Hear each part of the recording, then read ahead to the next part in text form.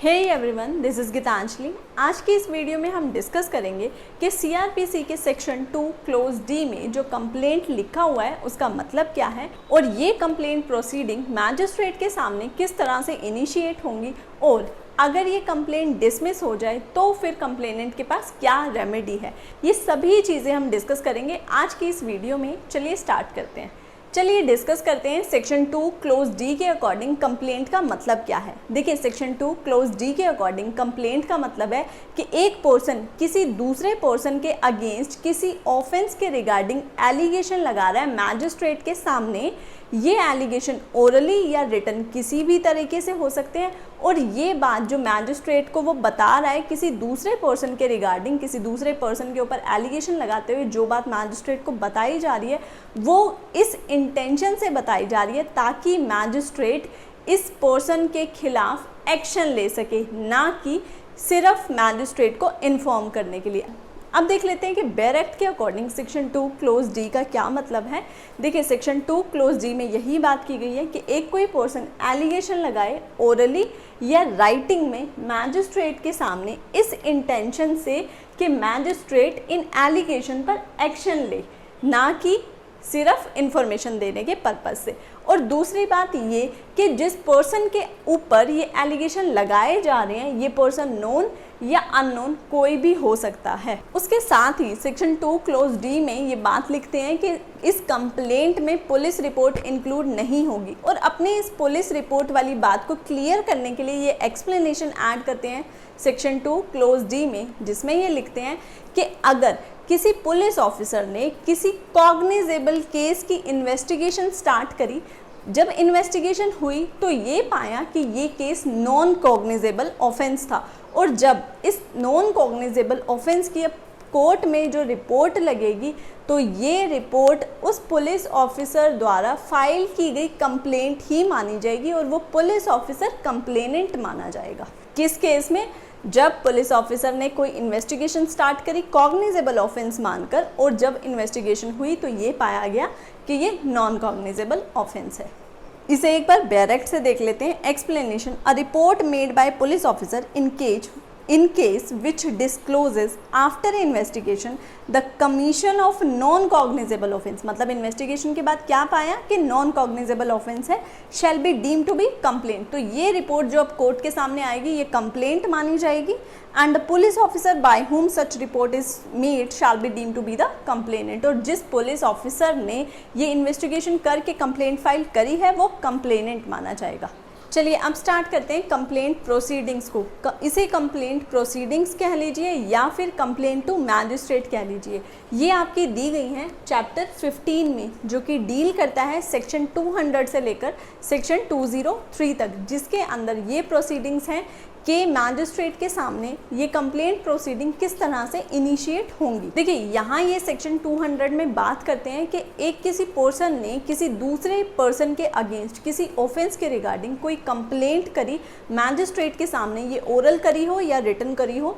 जो कि हम डिस्कस कर चुके हैं सेक्शन 2 क्लोज डी के अकॉर्डिंग कि कंप्लेंट क्या होता है। अब किसी पर्सन ने किसी मैजिस्ट्रेट के सामने कंप्लेंट तो फाइल कर दी। अब ये कंप्लेंट फाइल करने के बाद मैजिस्ट्रेट क्या करेंगे, ये बात आपकी दी गई है सेक्शन 200 में। देखिए, यहाँ ये सेक्शन 200 में कहते हैं कि एक मैजिस्ट्रेट जो इस कंप्लेंट का कॉग्निजेंस ले रहा है, कंप्लेंट प्रोसीडिंग का कॉग्निजेंस मैजिस्ट्रेट लेगा सेक्शन 190 क्लोज 1 सब क्लोज ए में। जो भी मैजिस्ट्रेट इस कंप्लेंट का कॉग्निजेंस ले रहा है वो मैंडेटरी है उस मैजिस्ट्रेट के लिए कि वो एग्जामिन करेगा ओथ पर उस कंप्लेनेंट को और उस कंप्लेनेंट के विटनेसेस को जो कोर्ट के सामने प्रेजेंट हैं। साथ ही इन दोनों की एग्जामिनेशन करने के बाद, यानी कि कंप्लेनेंट और उसके विटनेस जो भी प्रेजेंट विटनेस थे उनकी एग्जामिनेशन करने के बाद कोर्ट इस पूरी एग्जामिनेशन को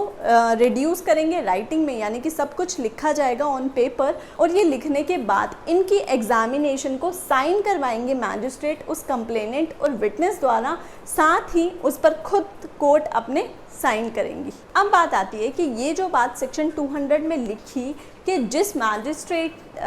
जो मैजिस्ट्रेट कॉग्निजेंस लेगा इस कंप्लेंट के ऊपर, तो कॉग्निजेंस का मतलब क्या होता है? कॉग्निजेंस का मतलब है कि जैसे ही कोई पर्सन मैजिस्ट्रेट के सामने कोई कंप्लेंट फाइल करेगा। कंप्लेंट फाइल करने के बाद जब मैजिस्ट्रेट ने वो कंप्लेंट देखी और मैजिस्ट्रेट को लगता है कि हाँ आगे फर्दर प्रोसीडिंग्स होनी चाहिए, तो जैसे ही मैजिस्ट्रेट ने अपना जुडिशल माइंड अप्लाई करते हुए ये सोचा कि हाँ आगे इस केस के अंदर प्रोसीडिंग्स फर्दर होनी चाहिए, तो वो मोमेंट पे ही माना जाएगा कि मैजिस्ट्रेट ने कॉग्निजेंस लिया है। उसके बाद सेक्शन 200 को आगे पढ़ने से पहले पैरा 1 से रिलेटेड जो कुछ क्वेश्चंस अराइज होते हैं उन्हें डिस्कस कर लेते हैं। पहला क्वेश्चन ये कि हमने डिस्कस किया कि ये जो विटनेस हैं और जो कंप्लेनेंट है कोर्ट के सामने अपीयर होगी और कोर्ट इन्हें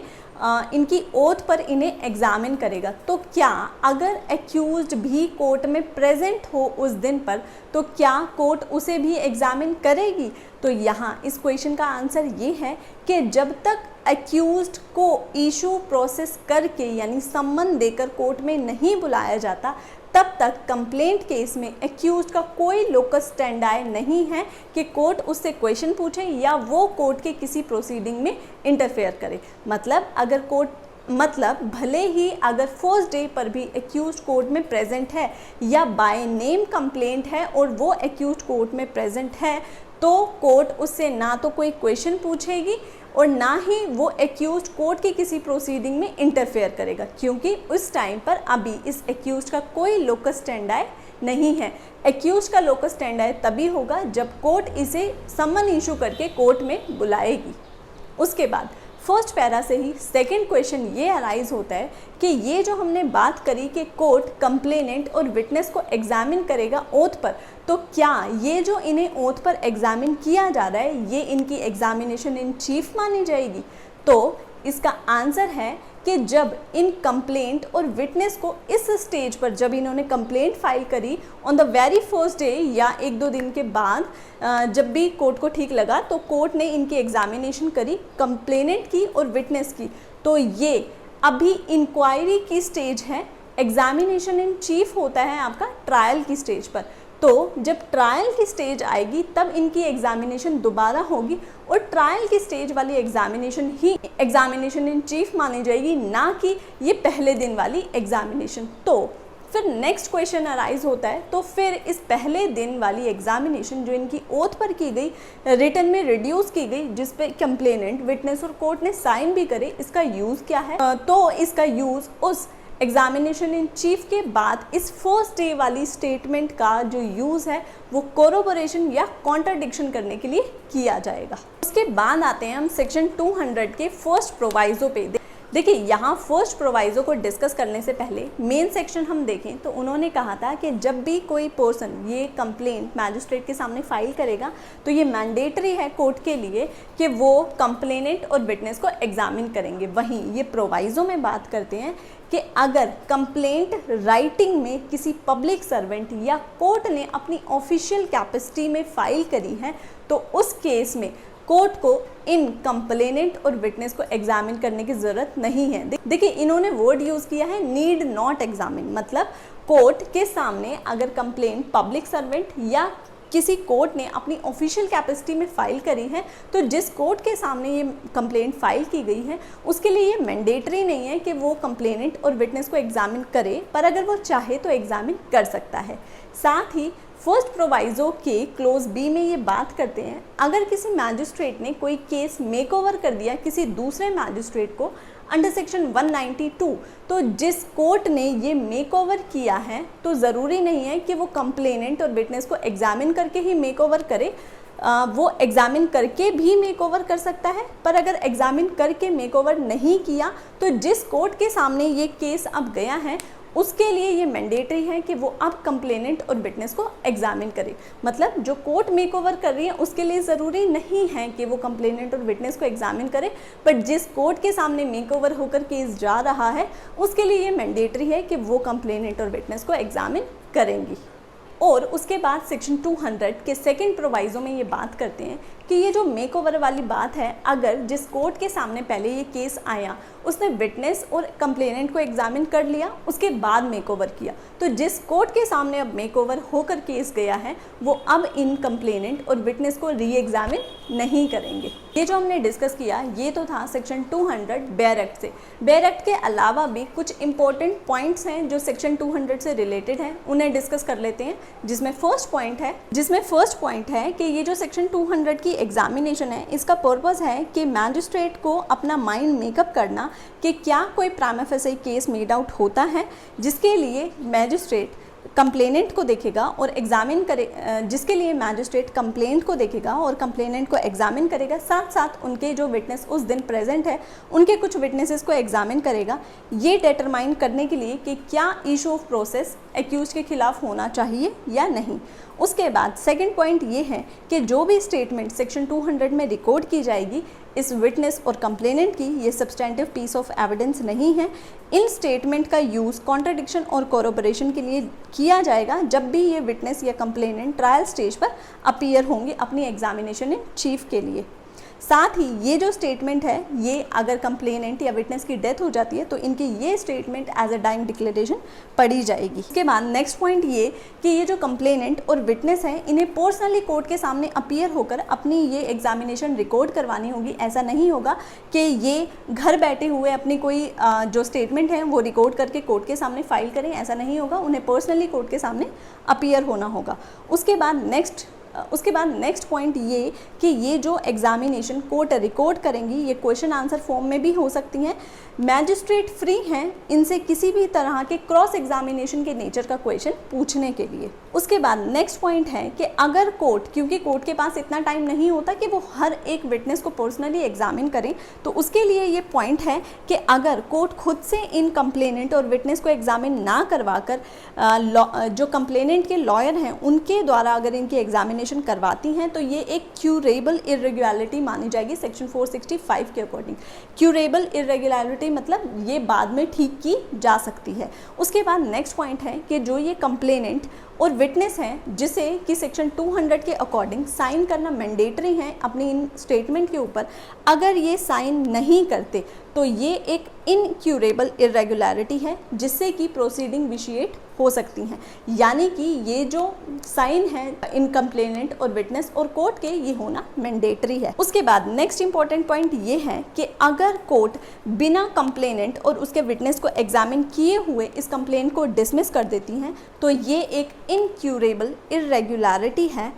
पर कोर्ट बिना कंप्लेंट और विटनेस को एग्जामिन किए हुए इशू प्रोसेस कर सकती है जो कि एक क्यूरेबल इरेगुलरिटी होगी। उसके बाद नेक्स्ट इंपॉर्टेंट पॉइंट ये है कि जब भी जॉइंट कंप्लेंट अगर किसी दो या दो से ज़्यादा कंप्लेनेंट ने फाइल करी है तो उन सभी कंप्लेनेंट्स को एग्जामिन करना मस्ट है। अगर उसके बाद नेक्स्ट इंपॉर्टेंट पॉइंट ये है कि मैजिस्ट्रेट अनरीजनेबली इनकी एग्जामिनेशन को डिले नहीं कर सकता, यानी पेंडिंग नहीं रख सकता। अगर इस तरह से मैजिस्ट्रेट करते हैं तो इस केस में हाई कोर्ट अपनी इनहेरेंट पावर के यूज़ करते हुए इस प्रोसीडिंग में इंटरफेयर कर सकती है। उसके बाद नेक्स्ट पॉइंट ये है कि अगर किसी केस में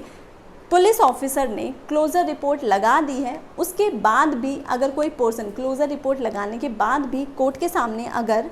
कंप्लेंट फाइल करता है तो मैजिस्ट्रेट सिर्फ इस बात को ध्यान में रखते हुए कि पहले क्लोजर रिपोर्ट लग चुकी है कॉग्निजेंस लेने से मना नहीं कर सकते। उसके बाद आते हैं हम सेक्शन 201 से जो कि डील करता है procedure by magistrate not competent to take cognizance of case. देखिए यहाँ सेक्शन 201 में ये बात करते हैं कि एक मैजिस्ट्रेट जिसके सामने कोई कंप्लेंट प्रोसीडिंग के लिए कंप्लेंट फाइल की गई, जिस कोर्ट के सामने ये कंप्लेंट प्रोसीडिंग्स के लिए कंप्लेंट फाइल की गई है उस कोर्ट के पास कोई जुरिस्डिक्शन नहीं है। तो अकॉर्डिंग टू सब क्लोज ए अगर कोर्ट के पास जुरिस्डिक्शन नहीं है तो कोर्ट इस कंप्लेंट को, जो कि अगर राइटिंग में फाइल हुई है तो रिटर्न कर देगी इस एंडोर्समेंट के साथ कि इसे प्रॉपर कोर्ट में फाइल किया जाए। और अगर ये कंप्लेंट ओरली थी तो कोर्ट उस पार्टी को डायरेक्ट कर देगी कि आप इसे प्रॉपर कोर्ट के सामने फाइल करें। देखिए उसके बाद ये तो था हमारा सेक्शन 201 बेयर एक्ट के अकॉर्डिंग। अब एक क्वेश्चन अराइज होता है यहाँ सेक्शन 201 से, वो ये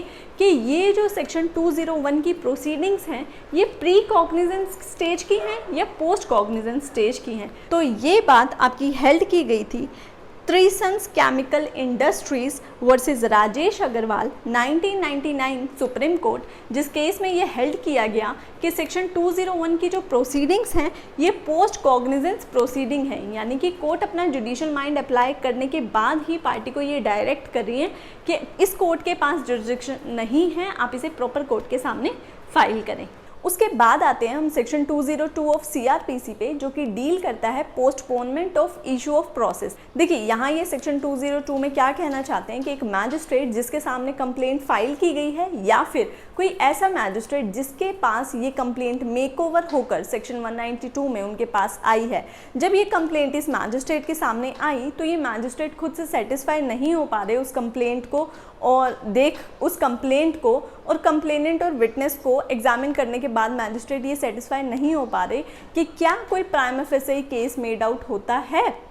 तो इस केस में यहाँ पे मैजिस्ट्रेट क्या करेंगे, जो इशू ऑफ प्रोसेस है यानी कि जो एक्यूज को कोर्ट के सामने बुलाने की प्रोसेस है उसे पोस्टपोन कर देंगे तब तक के लिए जब तक वो खुद से उस केस की इंक्वायरी ना कर लें या फिर पुलिस ऑफिसर से इस कंप्लेंट केस में इन्वेस्टिगेशन ना करवा लें कि क्या कोई केस मेड आउट होता है या नहीं। तो ये जो पोस्टपोनमेंट है, अगर ये एक्यूज कोर्ट की जुरिस्डिक्शन से बाहर रहता है तो ये मैंडेटरी है कि कोर्ट इशू ऑफ प्रोसेस को पोस्टपोन करेगी, और अगर ये एक्यूज कोर्ट के जुरिस्डिक्शन में रहता है तो यहाँ कोर्ट की डिस्क्रिशन काम करेगी कि इस इशू ऑफ प्रोसेस को पोस्टपोन करना है या नहीं। अब इसे देख लेते हैं बैरेक्ट से ये क्या कहना चाहते हैं। ये कहना चाहते हैं कि अगर किसी मैजिस्ट्रेट के सामने कोई केस आया, चाहे वो मेकओवर से आया हो या उसके सामने ही कंप्लेंट फाइल की गई हो, तो मैजिस्ट्रेट इस इशू ऑफ प्रोसेस को पोस्टपोन कर देंगे। ये दो चीज़ें लिखते हैं, एक तो लिखते हैं मे पोस्टपोन और दूसरा लिखते हैं शाल पोस्टपोन।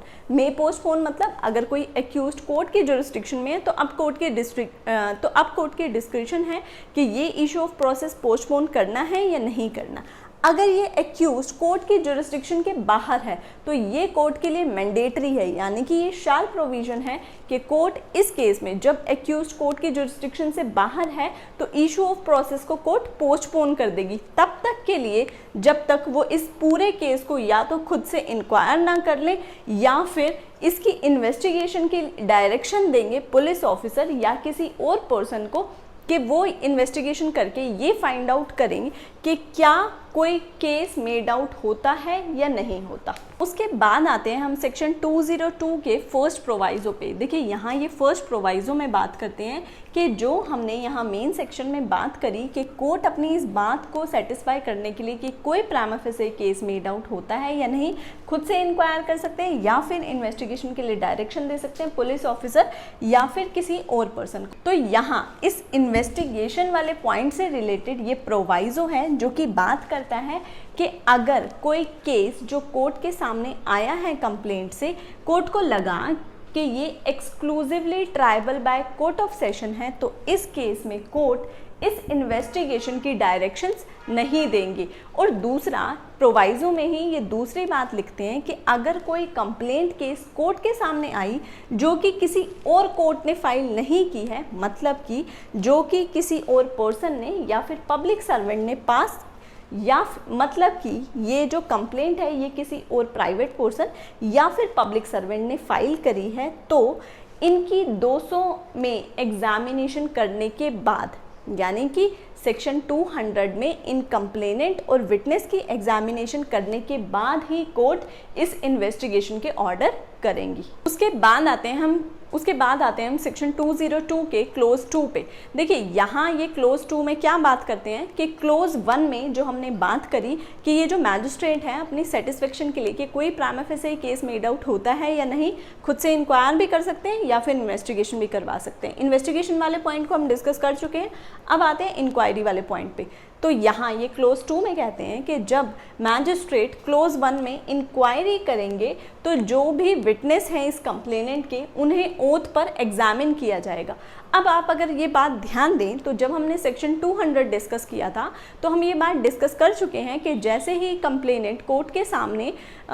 कोई एलिगेशन लगाता है एक्यूज के ऊपर, चाहे ये रिटन हो या ओरल हो, इस इंटेंशन से कि जो कोर्ट है उसके अगेंस्ट एक्शन लेगी, तो जब ये कंप्लेंट फाइल की जाएगी तो मैजिस्ट्रेट उन कंप्लेनेंट और विटनेस जो उस कंप्लेनेंट के होंगे उनकी एग्जामिनेशन करेंगी फर्स्ट डे पर ही। तो यहाँ ये फिर किस एग्जामिनेशन की बात कर रहे हैं, देखिए यहाँ जो एविडेंस थे उस कंप्लेनेंट के, मान लीजिए फर्स्ट डे पर जब वो आया था तो वो कंप्लेनेंट था और उसके साथ उसके 2 विटनेस थे, पर जो टोटल कंप्लेंट केस के जो पूरे विटनेस हैं वो 5 विटनेस है, मतलब कि 3 विटनेस अभी रह गए थे एग्जामिन होने में। तो वो जो बाकी बचे हुए विटनेस हैं उन्हें कोर्ट एग्जामिन करेगी सेक्शन 202 क्लोज 2 में, यही बात कही गई है आपकी इस क्लोज में। उसके बाद सेक्शन 202 क्लोज 2 में एक प्रोवाइजो ऐड किया गया है। प्रोवाइजो में ये बात करते हैं कि जब कोर्ट किसी केस की इंक्वायरी कर रही है ये जानने के लिए कि कोई prima facie case made out होता है या नहीं, और कोर्ट ने जब इस केस को इंक्वायर किया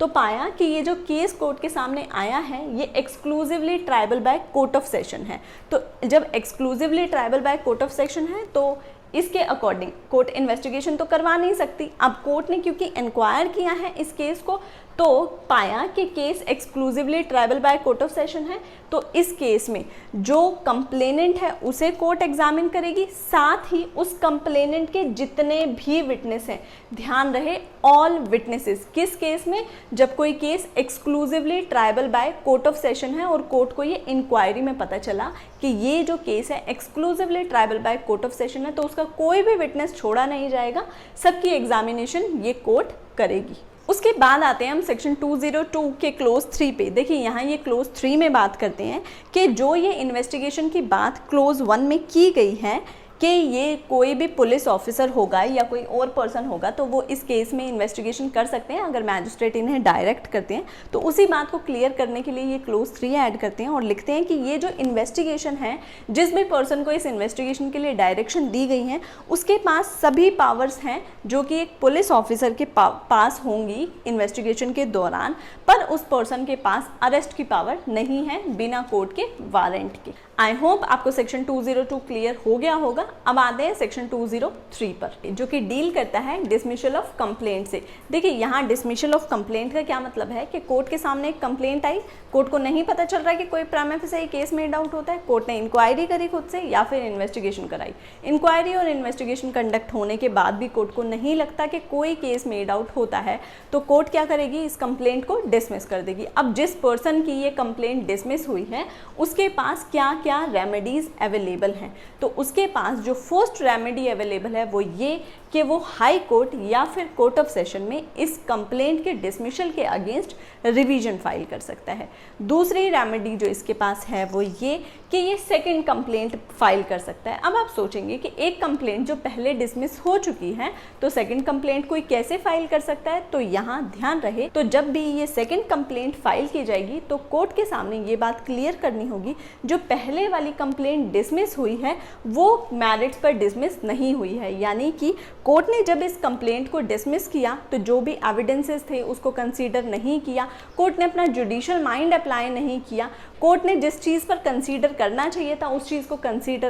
कोर्ट ने जिस एविडेंस को कंसीडर करना चाहिए था उस एविडेंस को कंसीडर नहीं किया। अगर ऐसे कुछ ग्राउंड्स थे जिनके बेसिस पे फर्स्ट कंप्लेंट डिसमिस हुई थी तो ये सेकंड कंप्लेंट फाइल की जा सकती है। और दूसरी बात ये कि अगर सेकंड कंप्लेंट में कोई नया ग्राउंड मेंशन है तो उस बेसिस पर भी ये सेकंड कंप्लेंट फाइल की जा सकती है। यही सारी बात आपकी डिस्कस की गई थी प्रमानाथ तुलकदार वर्सेस सरोज रंजन सरकार 1962 सुप्रीम कोर्ट के केस में। आई होप आपको सीआरपीसी का चैप्टर 15 बहुत अच्छे से क्लियर हो गया होगा। मिलते हैं नेक्स्ट वीडियो में।